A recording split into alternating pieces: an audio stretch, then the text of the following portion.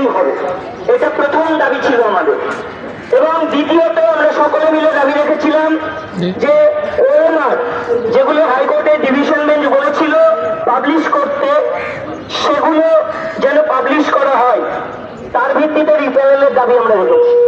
এবং তৃতীয়ত একদম অকপটে আমরা এরকম ভাবেই বলেছি যে যে রাজ্য সরকারের দুর্নীতির জন্য আজকে আমাদের চাকরি গেছে, সেই রাজ্য সরকারকে যে কোনো মূল্যে আমাদেরকে পুনর্বহাল করাতে হবে, এবং সেটা রিভিউয়ের মাধ্যমে। এই তিনটে মূল দাবি আজকে আমাদের ছিল। আমাদের জন্য দুর্ভাগ্যের বিষয় যে আমরা আজকে 1.5 বছর ধরে রাস্তায় পড়ে আছি। আমরা অন্যের দোষে আজকে সাজাপ্রাপ্ত, অন্যের দুর্নীতির দায়ে আজকে সাজাপ্রাপ্ত। সেখানে দাঁড়িয়ে চিফ সেক্রেটারি স্যার মাত্র 10 মিনিট ছিলেন এবং 10 মিনিট পরে উনি উঠে চলে যান।